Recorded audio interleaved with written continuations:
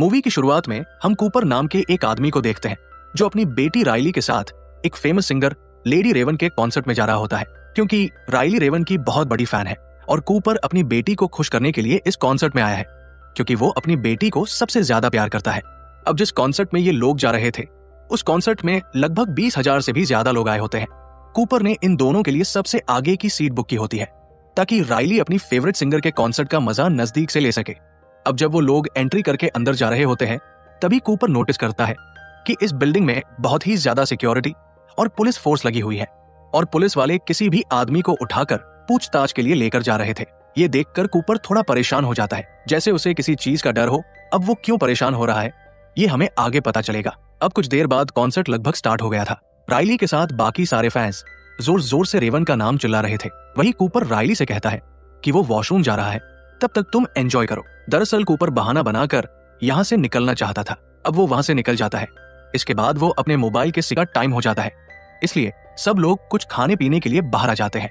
अब Riley Cooper से कहती है कि उसे लेडी रेवन की एक टी शर्ट चाहिए, इसलिए वो एक शॉप पर चले जाते हैं। लेकिन वहां जाकर उन्हें पता चलता है कि राइली के साइज की सारी टी शर्ट खत्म हो गई एंड लकीली बस एक ही टी शर्ट बची हुई थी, जिसे राइली ले लेती है। लेकिन तभी वहां पर एक और लड़की आ जाती है और वो भी उसी साइज की टी शर्ट को मांगती है। इसके बाद वो लड़की उस टी शर्ट को लेने की जिद करने लगती है। अब ये देखकर कूपर राइली को समझाता है कि तुम उस लड़की को टी शर्ट लेने दो, हम लोग बाद में लेने आ जाएंगे। अब राइली भी अपने पापा की बात मान लेती है। ये देखकर शॉप पर काम करने वाला वर्कर जिमी उन दोनों से काफी इंप्रेस हो जाता है। उसे लगता है कि आज के जमाने में भी कूपर जैसे अच्छे लोग होते हैं। अब कूपर के इंप्रेसिव नेचर को देखते हुए जिमी कूपर से कहता है कि तुम टेंशन मत लो, क्योंकि जल्द ही अगला स्टॉक आने वाला है और जब वो स्टॉक आएगा तो मैं उसमें से एक टी शर्ट राइली के लिए पहले से ही बचा कर रख लूंगा। ये सुनकर वो दोनों काफी खुश हो जाते हैं। लेकिन कूपर जिमी का फायदा उठाने की सोचता है, इसलिए वो जिमी से पूछता है कि यहाँ पर इतनी ज्यादा सिक्योरिटी क्यों है। इस पर जिमी बताता है कि वैसे तो ये एक टॉप सीक्रेट है, लेकिन तुम अच्छे इंसान हो, इसलिए मैं सिर्फ तुम्हें ये बात बता रहा हूँ। इसके बाद वो बताता है कि ये सिक्योरिटी किसी फेमस किलर बूचर को पकड़ने के लिए बढ़ाई गई है, क्योंकि बूचर एक खतरनाक आदमी है जो लोगों को मारकर उनके टुकड़े टुकड़े कर देता है। दरअसल पुलिस को ये बात पता चली है कि बूचर आज इस कॉन्सर्ट में आने वाला है और इस पूरे कॉन्सर्ट का मोटिव सिर्फ बूचर को पकड़ना है और ये सारा ट्रैप उसके लिए ही बनाया गया है। वो आगे बताता है कि बिल्डिंग के हर एक एग्जिट पर हाई अलर्ट सिक्योरिटी का इंतजाम किया गया है और सिर्फ बैक स्टेज के अलावा यहाँ से जाने का दूसरा कोई रास्ता भी नहीं है। अब जिमी की बात सुनकर तो कूपर के तोते उड़ जाते हैं, क्योंकि कूपर कोई और नहीं बल्कि वही सीरियल किलर बूचर है। इसलिए अब कूपर किसी भी तरह से यहाँ से निकलना चाहता है और इसके लिए वो यहाँ से बाहर निकलने के बारे में सोचने लगता है। तभी वो देखता है कि यहाँ के सारे दरवाजे एम्प्लॉय के आईडी कार्ड से ही खुलते हैं और सभी एग्जिट गेट पर पुलिस खड़ी हुई थी। अब कूपर अपनी बेटी के साथ वापस कॉन्सर्ट में आ जाता है। तभी वो देखता है कि स्टेज पर रेवन का साथ देने के लिए एक और सिंगर स्टेज के नीचे से एंट्री मारता है। ये देखकर कूपर को आइडिया आता है कि वो स्टेज के नीचे से बाहर जा सकता है, इसलिए वो राइली से कहता है कि चलो स्टेज के नीचे चलते हैं। इस पर राइली कहती है कि वहां जाना अलाउड नहीं है। अब कूपर यहाँ से निकलने के लिए राइली से कहता है कि तुम कॉन्सर्ट को एंजॉय करो, तब तक मैं तुम्हारी टी शर्ट लेकर आता हूँ। अब वो दोबारा से जिमी के पास जाता है। जिमी उसे बताता है कि मैं स्टॉक लेने के लिए यहाँ से जाने वाला था। इस पर कूपर उससे पूछता है कि क्या मैं भी तुम्हारे साथ चल सकता हूँ। अब बेचारा जिमी कूपर के इरादे नहीं जानता था, इसलिए वो उसे साथ ले जाने के लिए मान जाता है। अब जिमी कूपर से पूछता है कि तुम क्या काम करते हो। इस पर कूपर बताता है कि ना तो नामुमकिन है। वो आगे बताता है कि यहाँ काम करने वाले सभी एम्प्लॉइज को इस ट्रैप के बारे में पता है, साथ ही उन सबको सीक्रेट कोड भी दिए गए हैं। अब कोड का नाम सुनकर कूपर उससे पूछता है कि तुम्हारा सिक्योरिटी कोड क्या है। तो जर ऐसे दिखाता है कि जैसे वो कोई एम्प्लॉय हो और वहां पर कॉफी पीने के लिए आया था, इसलिए किसी को भी उसके ऊपर शक नहीं होता। अब कूपर अपनी कॉफी लेकर वहां से निकलने लगता है, लेकिन जाने से पहले वो पुलिस का रेडियो चुरा लेता है ताकि वो आगे चलकर इसका यूज कर सके। अब वो वापस से कॉन्सर्ट में आ जाता है और रेडियो के जरिए पुलिस वालों की सारी बात सुनने लगता है, जहां उसे पता चलता है कि बूचर कैसा दिखता है। इसके बारे में किसी को कोई जानकारी नहीं है। पुलिस को बस इतना पता है कि वो एक आदमी है। अब ये सारी बात सुनकर कूपर की यहाँ से निकलने की थोड़ी उम्मीद बढ़ जाती है, इसलिए वो राइली से कहता है कि उसे एक बार फिर से बाहर जाना होगा, क्योंकि मैं गलती से अपना क्रेडिट कार्ड भूल गया हूँ और अगर तब तक कॉन्सर्ट खत्म हो जाए तो तुम मुझे सीधा पार्किंग लॉट में मिलना। अब राइली उसकी बात मान लेती है। अब कूपर वहां से आ जाता है। इसके बाद वो सोचता है कि वो वहां का फायर अलार्म बचा दे, जिसकी वजह से वहां पर भगदड़ मच जाएगी और वो भीड़ के साथ ही वहां से निकल जाएगा। लेकिन तभी उसके रेडियो में एक पुलिस ऑफिसर की आवाज आती है जो कहता है कि कि वो सीरियल किलर यहाँ से भागने की कोशिश करेगा और इसके लिए वो लोगों को पैनिक करने की कोशिश करेगा। जैसे कॉन्सर्ट में या बिल्डिंग में जितने भी आदमी होंगे उनसे पूछताछ की जाएगी। अब ये बात सुनकर कूपर का ये प्लान भी फेल हो जाता है। अब कूपर छत से भागने का प्लान बनाता है, लेकिन वहां भी सिक्योरिटी होती है, जिस वजह से उसका ये प्लान भी फेल हो जाता है। वहीं राइली कूपर को ढूंढते हुए बाहर आ जाती है, क्योंकि वो बाकी का कॉन्सर्ट कूपर के साथ देखना चाहती थी। अब कूपर उसके साथ वापस एक कॉन्सर्ट में आ जाता है, लेकिन उसका ध्यान कॉन्सर्ट से ज्यादा यहाँ से निकलने में होता है। अब राइली कूपर को बताती है कि लेडी रेवन अपने फैंस में से किसी एक को अपने साथ डांस के वो यहाँ से निकल सकता है। इसलिए अब वो सोचने लगता है कि वो ऐसा क्या करे जिससे लेडी रेवन इतने सारे फैंस में से सिर्फ राइली को ही चुने। अब कुछ देर बाद कूपर एक क्रू मेंबर के पास जाता है और उससे कहता है कि मेरी बेटी राइली लेडी रेवन की बहुत बड़ी फैन है और उसका ये सपना है कि वो एक बार उनसे जरूर मिले। वो आगे झूठ बोलता है कि राइली को कैंसर है, इसलिए वो मरने से पहले लेडी रेवन के साथ एक बार डांस करना चाहती है।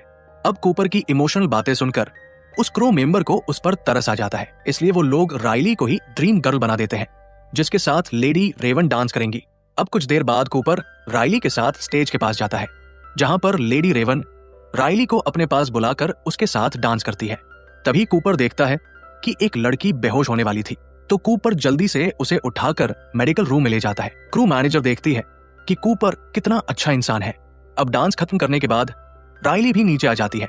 इसके बाद मैनेजर कूपर से कहती है कि तुम लोग बाकी का कॉन्सर्ट स्टेज के पास खड़े होकर देख सकते हो। अब कूपर समझ जाता है कि उसने मैनेजर के मन में भी अच्छी इमेज बना ली है, इसलिए वो मैनेजर से रिक्वेस्ट करता है कि क्या वो लोग पीछे के रास्ते से बाहर निकल सकते हैं, क्योंकि मेन गेट से निकलने पर बहुत ज्यादा भीड़ होगी जिसमें राइली को परेशानी हो सकती है। अब ये बात सुनकर मैनेजर मान जाती है, इसलिए जब कॉन्सर्ट खत्म हो जाता है तो मैनेजर इन्हें बैक स्टेज लेकर चली जाती है और इन्हें बाहर का रास्ता दिखाती है।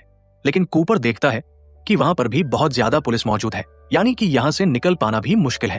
अब कूपर अपना दिमाग दौड़ाने लगता है और वो सोचता है कि वो ऐसा क्या करे जिसकी वजह से वो बिना चेकिंग के यहाँ से निकल पाए। तभी लेडी रेवन इनके पास आती है। वो राइली को गुड बाय कहने के लिए आई थी। कूपर रेवन से कहता है कि क्या वो 2 मिनट उससे अकेले में बात कर सकता है। इस पर रेवन मान जाती है। अब कूपर रेवन को बताता है कि जिस किलर को ढूंढने के लिए ये सिक्योरिटी फोर्स लगाई गई है वो और कोई नहीं बल्कि मैं ही हूँ। इसके बाद वो अपने मोबाइल में दिखाता है कि उसने एक लड़के को भी किडनैप करके रखा हुआ है और उसके एक बटन दबाते ही उस रूम में जहरीली गैस फैल जाएंगी, जिसके बाद वो लड़का मारा जाएगा। अब कूपर की बात सुनकर रेवन डर जाती है। इसके बाद वो उससे कहती है कि तुम मुझसे क्या चाहते हो। इस पर कूपर कहता है कि मैं चाहता हूँ तुम हम दोनों को अपनी गाड़ी में बैठाकर यहाँ से बाहर निकालो, वरना मैं उस लड़के को मार दूंगा। अब रेवन इतनी अच्छी होती है कि जिस लड़के को वो जानती भी नहीं है उसे बचाने के लिए वो कूपर की बात मान लेती है। इसके बाद वो तीनों रेवन की गाड़ी में बैठकर वहां से चले जाते हैं। वहीं पुलिस कूपर को ढूंढती रह जाती है। अब जब वो लोग थोड़ा दूर आ जाते हैं तो कूपर रेवन से कहता है कि तुम हम दोनों को यहीं पर उतार दो, लेकिन रेवन कहती है कि मैं तुम्हारा घर देखना चाहती हूँ और वो उन्हें वहीं पर छोड़ देगी। कूपर उससे मना करता है, लेकिन जब राइली कूपर अपनी बेटी के लिए रेवन की बात मान लेता है, क्योंकि वो नहीं चाहता था कि राइली को उस पर किसी भी तरह का शक हो। अब कुछ देर बाद वो लोग कूपर के घर आ जाते हैं, जहां हम कूपर की वाइफ रेचल और उसके बेटे मैक को देखते हैं।